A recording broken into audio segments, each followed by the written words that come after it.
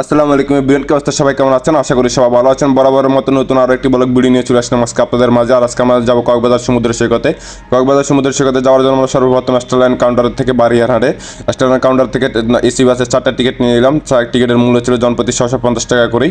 যাই হোক, আজকে আমরা কক্সবাজারে যাওয়ার পরে প্রত্যেকটা ভিডিও আসবে, কোন জায়গায় কী করছি না করছি প্রত্যেকটা ভিডিও আসবে। এসপার পর্যন্ত ভিডিও দেওয়া হবে।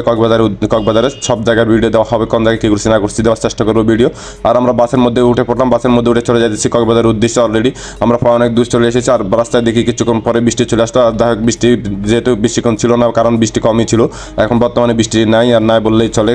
আর যেহেতু বৃষ্টির মধ্যে আবার কক্সবাজারে যেহেতু পানি উঠে যায়, কক্সবাজারের বৃষ্টির মধ্যে সমস্যা, ওই জন্য আমরা বৃষ্টি না আসার জন্য খুবই দোয়া করেছিলাম আল্লাহর কাছে যাতে বৃষ্টি না আসে, কারণ বৃষ্টি আসলে কক্সবাজার সব আনন্দ আমাদের মাটি হয়ে যাবে। যাই হোক, আমরা প্রায় অনেক দূর চলে এসেছি।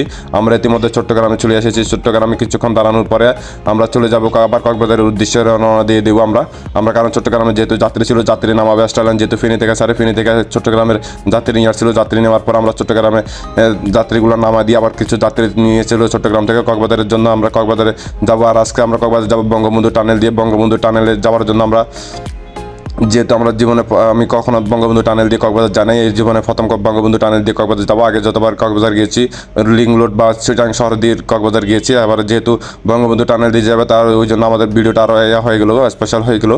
আর আজকের এই ভিডিও প্রথমে এখন চলে আসলাম বঙ্গবন্ধু টানেল যাওয়ার জন্য। সিভিক্সে রাস্তা দিয়ে ঢুকে পড়লাম আমরা। অলরেডি আমরা বঙ্গবন্ধু টানেলের সামনে চলে আসলাম। বঙ্গবন্ধু টানেলে আর প্রায় অল্প কিছুক্ষণ পর আমরা বঙ্গবন্ধু টানেল দিয়ে প্রবেশ করে যাব।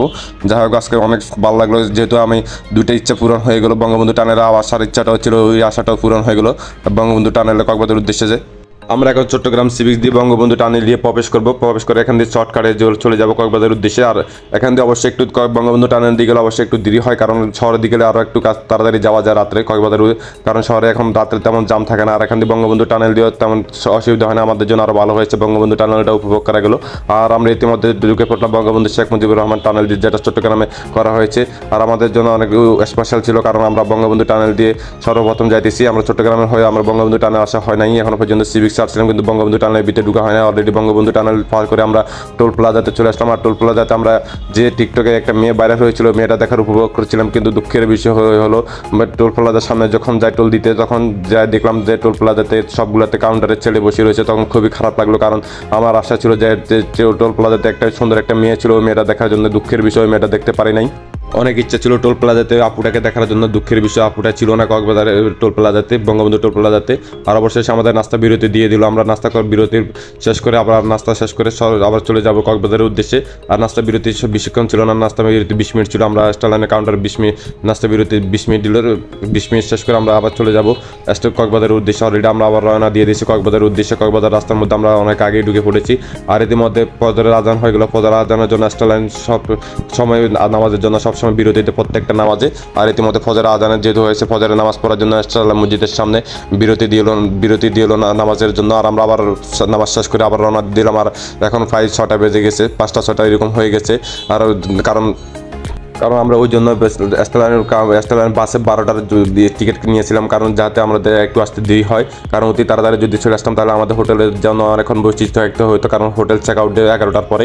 ওই জন্য আমরা তাড়াতাড়ি উঠি নাই, 12টার দিকে উঠছি, কারণ আর আমাদের হোটেল বুকিং ছিল। তারপরে 11টা পর্যন্ত চেকিংয়ে থাকতে হয়, ওই জন্য তাড়াতাড়ি চলে আসতাম।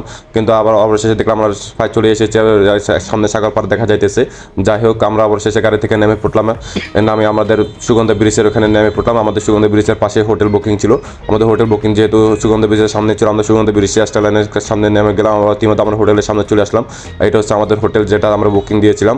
আর এই হোটেল যেহেতু সকালে নাস্তা করা হয় না, আমরা সকালে নাস্তা করার জন্য হোটেলে সব কিছু রেখে আমরা নাস্তা করার জন্য হোটেলের মধ্যে ঢুকে পড়লাম।